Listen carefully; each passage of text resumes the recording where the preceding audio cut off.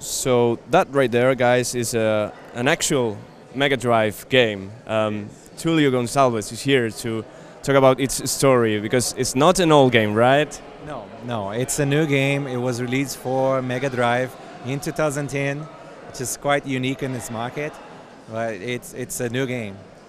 In 2004, if I'm not wrong, you said, let's make a new Mega Drive game. That's correct. How do you say that, and what do you do from that on? Well, when we decided to make this game, it was because we had so many people getting together on the message board that like Mega Drive, and we say, well, a lot of people who knows about it, let's go get together and make a game. And we designed a concept that was not very commercial at the time. It was supposed to be an ISO to download and play on your Mega CD. So the main driving for us since the beginning was to have a game that you can actually play on your console, not on an emulator. So when we were running the development, we found some problems that it's very hard to run the game on the actual system if you develop that game for using an emulator for test, because emulators are not so accurate. So a lot of bugs on the hardware will happen, and we decided to, instead of using the Mega CD version, we go for a Mega Drive version. And Mega Drive is a lot easier to manage. It's just 2 processors instead of 3. You don't need to synchronize them the same way that Mega CD does. And we still wanted to keep the idea of being able to play the game on the system. And that's why we came with a cartridge.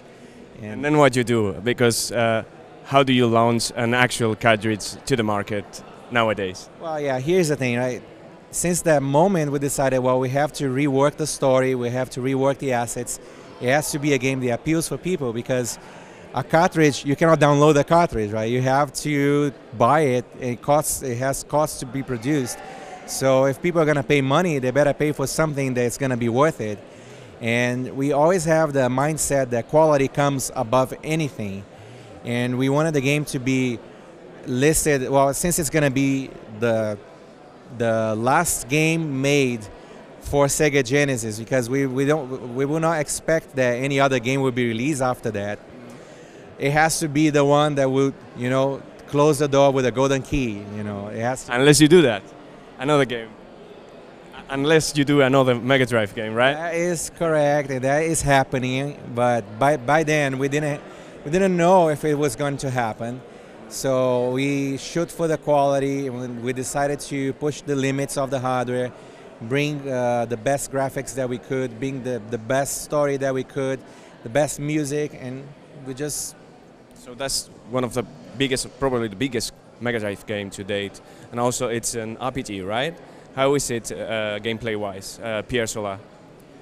Well, it plays like most of the RPGs that you will have played back in the 90s.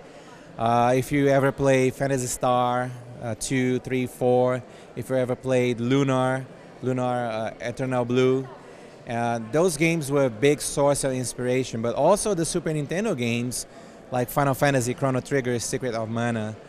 And even I would say Saturn games inspired me, like Albert Odyssey. So once we decided that what we wanted to do, we try to bring unique features. We don't want our game to be just another game like the other ones. Oh yeah, this game is just like that one. So we try to bring some features to the battle that makes the battle more challenging, that you can take advantage of using strategy during the battle to like win faster or to get more points, experience points, and so. It looks awesome, but for readers that might not have a Mega Drive at home, I don't know if there's any reader without a Mega Drive at home, how can they play this? Because it looks really good, but... Yeah, I see, this is what happened. This is why we're here right now. We created a game, it was for Mega Drive, but a lot of people say, I love it, but my Mega Drive is broken. I cannot find it in my basement, or whatever the reason, people didn't have the system, but I still want to play it.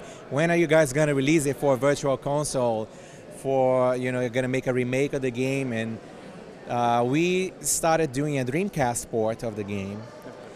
And the Dreamcast port was a straightforward, 100% compatible with the Mega Drive version. It's going to be like 1-to-1 port. And during that process, we thought, hey, what if we do new graphics? Why? Because it's such a waste, a beautiful and powerful machine like the Dreamcast, not being used with all the potential that it has. Well, it costs a lot of money. Graphics are really, really expensive. Well, most people don't have any idea how much those things cost.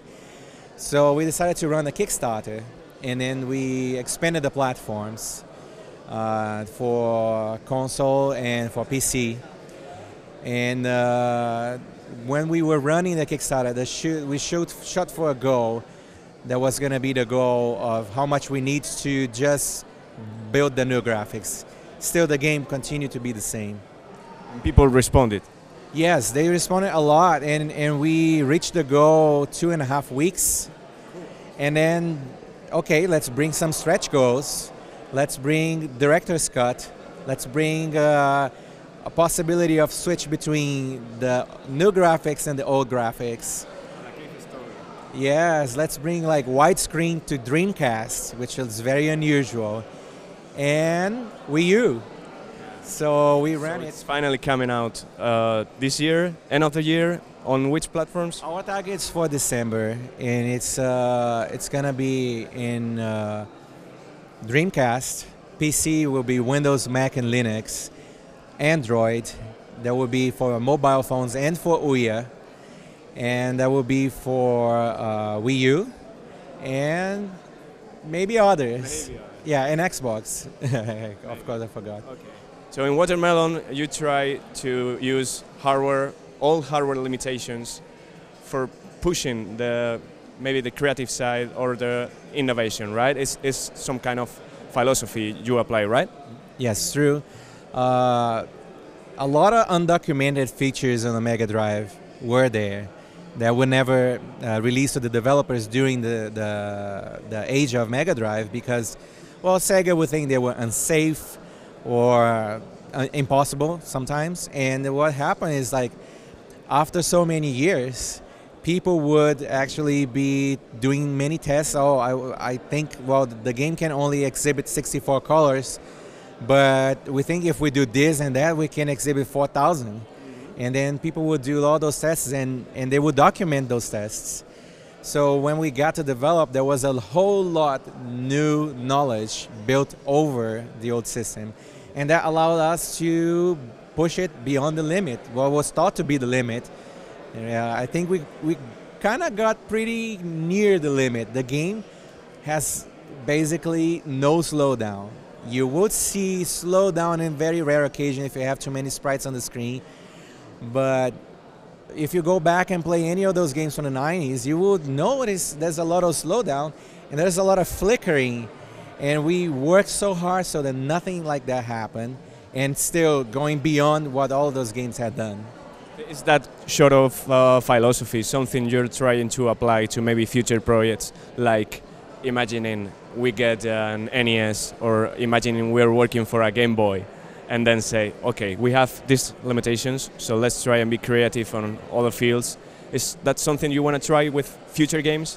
Absolutely, and that's what we are actually doing. We are going to release a Super Nintendo game. We are going to release a lot of Mega Drive games.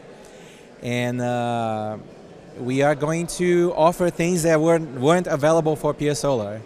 And those things I cannot talk about them, but it's going to be a surprise.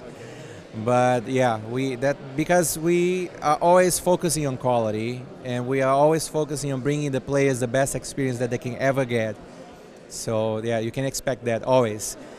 What we say sometimes, like, oh man, we set the bar pretty high with Pier Solar, how can I exceed that? But that's the challenge, and that's what makes it interesting. Because if you just have to like put graphics on the screen and move things around, well, where's the challenge on that? Challenging ourselves gives us more motivation to be always better. So with this project, you also learn a lot about in Watermelon about crowdfunding, right? So what is Magical Game Factory? Well, Magical Game Factory is our community website and is also our shop. And it was an idea that we were having one day and saying, hey, what if we started to ask people what they think and let them give their opinion? At the same time, they will be donating in order to make their opinion be stronger. And they were probably going to create a little competition. It's going to be like a fun environment, people giving opinions, and then every time we finish asking a question, based on the response, that's when we create the next question. So it's not a scripted, I don't design 15 questions and put them by order. I go as the flow. And so it creates a very dynamic environment to create a game. And sometimes ideas that you wouldn't have thought as if you were just going to sit down with a piece of paper and start designing. So it's a way to bring in crazy concepts, things that probably will work well. At the same time, give the power to the people, right? We design the game for the players, and if the players can say what they want, it's a lot easier to please them. So that's the main focus on the Magical Game Factory. Okay, cool. Is that the actual cartridge inside? Yes. Can you show it to us? Absolutely, absolutely. So that's the original packaging. It was designed one per region. This is a European, just because I'm in Europe. I brought the European version. It comes with a Mega CD disc that if you have a Mega CD, you can actually play the cartridge and use this CD in order to bring the high quality soundtrack. And here's our manual, and it has full color pages. As you can see, we try to explain everything, because that's how manuals were made back in the day. Today, manuals are very superficial. We didn't want that to happen with our game. No in-game tutorial, right? We took a lot of care into explaining exactly how to use our battle system and how to take full advantage of it. And here it is. Here's the cartridge. That's the real thing. Yeah, and everyone who bought this version actually got also like a certificate of authenticity. It's hand signed, so you know your game is something very unique and nobody else will ever have. How many copies are you putting on the market? A lot. A lot. Well, I can say every time I produce 2,000 games, it just sells out in like 3 weeks, and I have to produce another 2,000 games and so on and so on. What a pain. Yeah, well, I'm just happy to see the feedback, and I think that speaks something to the market, and that companies like Watermelon are wanted. People want to see those concepts. The game doesn't have to be all 3D or all crazy graphics, or it can be fun. And that's why you see a lot of retro gaming, like using pixelated art and other stuff. Like you see Capcom release Mega Man 9, NES limitations, and people are buying like crazy and loving it. So it's about the fun. Okay, thank you very much, Tulio. Obrigado. No, de nada.